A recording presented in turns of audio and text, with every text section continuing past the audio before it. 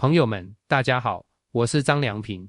您是否想过这样一个揪心的场景：当家里老人突然离世，子女们忍着悲痛处理身后事时，一个看似简单的环节，去银行注销存款账户，却可能让老人辛苦一辈子攒下的积蓄瞬间冻结，甚至永远无法取出。今天我要告诉您，如果少做了关键一步，哪怕存折上明明白白写着数字，这笔钱也可能像被锁进保险箱却丢了钥匙，看得见却摸不着。更令人心痛的是，很多家庭因为不懂规则，在悲伤慌乱中踩了坑，最终导致兄弟姐妹为此产生矛盾，老人的心意反而成了家庭关系的裂痕。今天的分享，请您一定静下心来看完，尤其如果您父母习惯把积蓄存在存折里，这些知识可能就是未来保护家庭财产最重要的盾牌。在开始前，如果您的家庭也面临父母年迈、资产处置的隐忧，请您点击订阅岁月安心站，并开启小铃铛。在这里，我们只聚焦那些关乎百姓切身利益，却少有人系统讲解的生活法律常识。您的每一个订阅，都是我们持续挖掘这类实用话题的动力。如果您曾经历过类似困扰，或正想为父母提前规划，请在评论区留下暖心2字，您的故事或许能帮助更多家庭避坑。当然，若您有具体疑问，也欢迎留言，我会尽力用我知道的知识为您提供思路。下面，我们进入正题。首先，我们必须理清一个关键概念：为什么老人名下的存款，子女不能直接取？这背后不是银行刻意刁难，而是法律对私有财产的保护机制。我们打个比方，老人的存折就像一间他个人专属的防盗屋，屋里存放的是他毕生的劳动所得，而开这间屋的钥匙只有老人自己持有，那就是他的身份证、密码和本人亲自办理的权利。当老人离世，这把钥匙并没有自动转移到子女手里，银行作为保管方，如果随便让持有存折的人就把钱取走，那才是对储户极大的不负责。您想啊，万一有远房亲戚拿着存折来冒领呢？万一子女中有一人偷偷独占呢？所以法律设定了一套必须走的流程，这套流程就像一套复杂的密码锁，需要集齐几把不同的钥匙才能打开。但问题恰恰出在这里，很多子女在老人突然离世后的一反应就是拿着老人的身份证、户口本和死亡证明，急匆匆跑到银行要求销户取钱。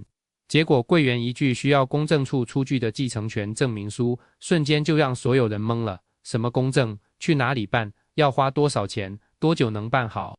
一连串问题砸下来，人才发现取钱比想象中难10倍。更让人焦虑的是，如果子女们对存款分配有分歧，或者根本不知道老人有多少张存折，密码是多少，那这笔钱很可能就会长期沉睡，在银行系统里成为一笔悬而未决的遗产。时间拖得越久，证据收集越难，最终真的可能一分都取不出来。听到这里，您可能会倒吸一口凉气，难道自己父母的钱，最后还要白白交给银行？别急，我给您细细拆解这里头的门道。您一定要理解，银行冻结账户的行为，并不是要吞掉您的钱，而是在法律框架下履行必要的审查义务。这就像您去认领一件遗失在保管处的贵重物品，保管处必须确认您确实是物品的主人或合法继承人，才能交给您。银行面对的不仅是您一个家庭，每天都有无数类似情况发生，所以他们必须按照统一、合法的标准来操作。这个标准的核心就是确保钱给到真正有权利拿的人。那么，具体有哪些常见的坑会让存款被冻结呢？我们一层一层来看。第一个大坑就是试图直接凭密码支取大额存款。很多家庭觉得，我知道密码，带着存折去 ATM 机取出来不就行了？对于小额存款，这种方式或许能应急，但一旦超过一定限额，或遇到需要销户的情况，柜面系统很可能弹出提示要求提供继承人身份。更危险的是，如果银行后期核查发现取款人并非账户本人，且账户持有人已去世，有权要求取款人返还资金并追究责任。这就像您用别人的门禁卡进了小区，物业发现后不仅有权请您出去，还可能报警处理。所以靠密码偷偷取钱，本质上是游走在法律边缘的冒险。尤其当家庭内部意见不一时，这一行为可能成为日后纠纷的引爆点。第二个坑更普遍，也更容易踩中，以为有户口本、死亡证明和亲属关系证明就能直接办理。林大爷上个月突发心梗离世，他的儿子小林忍着悲痛，带着父亲的所有证件、自己的身份证、户口本显示父子关系以及医院开的死亡证明，去了父亲藏存款的银行。他心想材料这么齐全，取钱应该没问题。结果柜台工作人员看完材料后，客气但坚定地告诉他：先生，您还需要去公证处做一份继承权公证书，或者拿到法院的判决书、调解书，我们才能办理。小林当时就愣住了，他完全没听说过还要办公证，这就是信息差导致的被动局面。银行之所以要求公证书，是因为户口本只能证明您和老人是父子，但不能证明您是唯一的继承人。老人可能有配偶、其他子女，他们都有继承权。银行没有权利，也没有能力去调查您家庭内部的所有继承人情况，所以必须由公证处或法院这类权威机构出具文件，明确谁有权继承，继承多少比例。这就引出了第三个隐蔽的深坑：家庭内部继承人不清晰或存在分歧。李奶奶去世后留下了一张8万元的定期存折，她有2个儿子。大儿子觉得母亲晚年和自己同住，自己照顾得多，应该多分。二儿子觉得法律上子女平分，自己虽然在外地，但也没少给生活费。两人僵持不下，谁都不肯配合对方去办公证。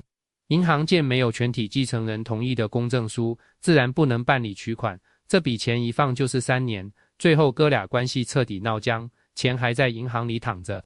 您看，老人留下的本是心意，却因为子女间的计较成了心结。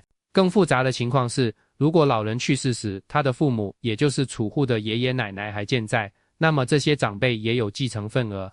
如果老人是再婚家庭，继子女、养子女是否享有权利，这些问题不厘清，公证处无法出具公证书，银行更不敢轻易放款。第4个坑，堪称最让人无力的一种情况，根本不知道老人有多少存款，存在哪家银行。王阿姨一生节俭，喜欢把钱分开存在不同的存折里，有的甚至是20年前开的老账户。她突然离世后，子女们只在衣柜里找到2个存折，但母亲生前含糊说过还有别的，这可怎么办？难道要跑遍全市所有银行一家家查询吗？这里涉及一个关键程序，银行基于为储户保密的原则，不会主动提供非本人查询账户信息的服务。也就是说，您如果直接去银行问，我来查查我父亲在你们这有没有账户，银行通常会给您否定的答案，因为他们无法确认您的意图是否合法。这时候就需要依靠法律工具，由公证处或法院出具查询函，继承人凭此函才能到各大银行进行地毯式搜索。这个过程耗时耗力，如果子女工作繁忙或不在本地，很可能就半途而废，那些失踪的存款也就永远成了银行的沉睡资产。当我们看清这些坑有多深多复杂时，难免会感到一阵心凉。难道法律就这么不近人情，让 grieving 中的家庭雪上加霜吗？请别误解，这套繁琐程序的根本目的，其实是为了保护所有合法继承人的权益，避免财产被单一继承人侵吞。它就像一套精密但略显笨重的安全锁，虽然开启麻烦，却能防止恶意开锁。然而，对于许多普通家庭，尤其是独生子女家庭或家庭关系和谐的家庭来说，这套流程确实造成了不必要的负担。那么，有没有办法既能合法合规，又能相对顺畅地取出存款呢？答案是肯定的。接下来，我们就聊聊那关键的一步，以及一系列您可以提前做的准备。最核心、最不能省略的一步，就是办理继承权公证或取得法院生效法律文书。这是打开银行这把锁的主要事。我们来详细拆解这一步该怎么走。首先，您需要召集所有第一顺序继承人，这包括去世老人的配偶、所有子女以及老人的父母，如果还在世。所有人需达成一致的遗产分配方案。如果是平均分配，那最简单；如果想比例不同，也需要协商一致。然后，携带以下材料前往公证处： 1. 老人的死亡证明，医院或派出所出具； 2. 老人的身份证、户口本注销的也要； 3. 所有继承人的身份证、户口本； 4. 亲属关系证明，比如单位、居委会、派出所开的，证明谁是谁的父母、配偶、子女。5. 老人的财产凭证存折、存单、银行卡，所有继承人需亲自到场。如果有人在外地或国外，需在当地办理委托公证或放弃继承权声明书公证，公证处会审核材料，确认无误后，会出具一份继承权公证书，这份文件上会明确写明叉叉叉的存款由叉叉叉叉叉叉继承。您拿着这份公证书再去银行，银行核实后就会为您办理取款或过户手续了。听起来是不是步骤清晰？但实际操作中麻烦层出不穷。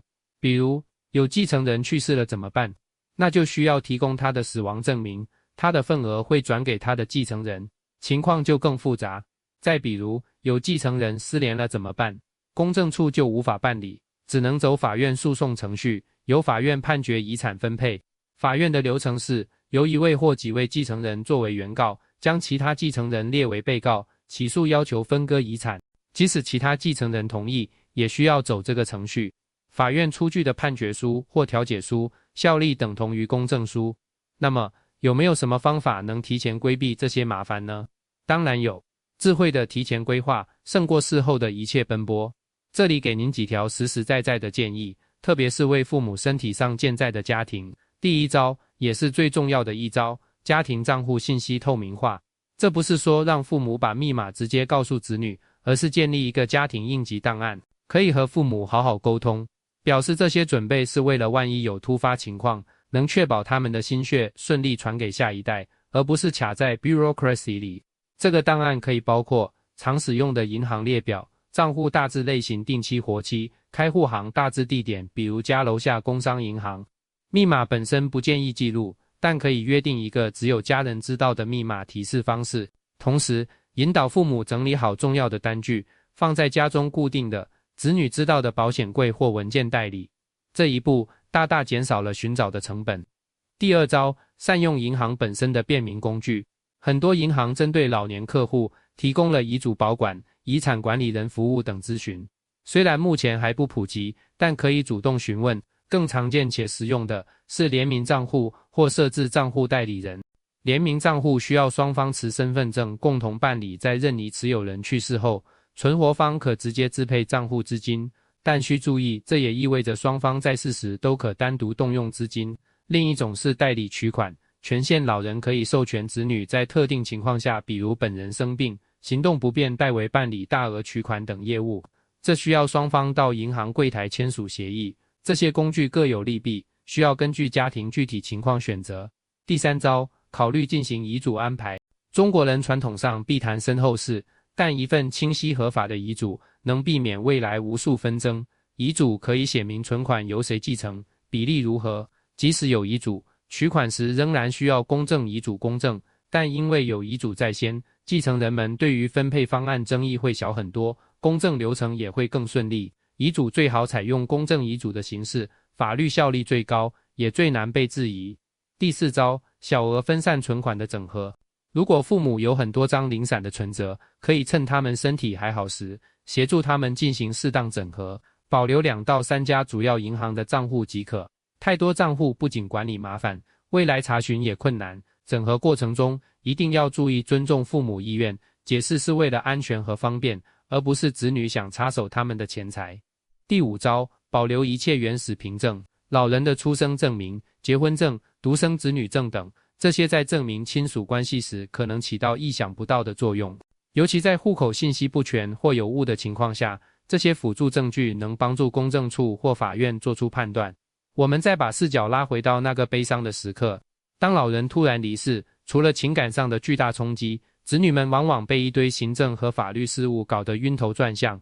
这时候最需要的是冷静和调理。您不妨按照以下步骤来操作：一、暂不急于注销户口和身份证，办理很多手续都需要老人的身份证原件，过早注销会增加麻烦。死亡证明多开具几份副本，很多机构都需要收走原件。二、收集整理遗物，仔细寻找存折、银行卡、保险单、借条、房产证等一切财产凭证，同时翻找老照片、旧证件，整理出亲属关系线索。三、召开家庭会议，所有继承人平心静气地坐下来，协商遗产处理方案，以亲情为重，力求达成一致，这是最快最省钱的路径。四、咨询专业人士，前往公证处或律师事务所进行初步咨询，了解需要准备的全部材料清单，避免白跑。五、按部就班办理，根据是选择公证还是诉讼，一步步准备材料，办理手续，整个过程就像在迷雾中摸索一条法律与亲情交织的小路，每走一步都可能遇到 bureaucratic 的荆棘，也可能碰到 family dynamics 的礁石。但请记住，您的目标不是打赢一场官司，而是完成老人的遗愿，让家庭财富平稳、和谐的传递。这笔钱可能是老人为您准备的最后一笔关爱，别让它成为撕裂亲情的利刃。说到这里，我想起一个真实案例。刘老先生去世后，3个感情和睦的子女在他旧书里发现一张15年前的10万元存单。由于不知密码，没有遗嘱，他们不得不办理继承公证。为此，兄妹3人需要开具早已过世的祖父母亲的死亡证明，并找到其中一位收养子女的数十年前的法律文件。整整9个月，他们奔波于街道、原单位、档案馆之间，才终于备齐材料。在银行取款那天，大哥红了眼眶，爸，这钱留得太辛苦，我们拿的也太辛苦了。这9个月的奔波与焦虑，其实只需老人生前做一点简单安排，或子女捎具相关知识，就完全可以避免。所以，朋友们，今天的分享归根结底是想传递一个观念，对父母财产的尊重与妥善安排，是孝心在最后一层的体现，也是对您自己未来生活的负责。它不仅仅关乎金钱，更关乎一个家庭如何有尊严、有秩序地面对离别，如何将爱而非麻烦留给下一代。请想象下，家庭是一座代代相传的宅院，老人的积蓄就像院中的传家宝，若没有清晰的藏宝图，子孙可能因寻找宝物而让宅院布满裂痕。我们应在风和日丽时平和地沟通，绘制这份藏宝图，约定好传承规则，这样当离别来临，悲伤中才不会掺杂猜疑与纠纷。希望今天的分享能为您提个醒，不妨找个轻松时刻，用关心的态度与父母聊聊账户管理，协助整理重要单据，同时也请检查自己的资产安排是否清晰。财富传承始于用心规划，成于坦诚沟通。如果您觉得今天的内容哪怕只有一点触动了您，为您提了个醒，请您点赞支持，并把它分享给您的兄弟姐妹、亲朋好友，多一个人看到，可能就少一个家庭在未来手足无措、对簿公堂。订阅岁月安心站，我们会持续为您带来这些与岁月安稳、家庭安心息息相关的实用知识。生活不易，我们希望能用知识的力量，为您铺就更踏实、更从容的道路。我是张良平，我们下期见。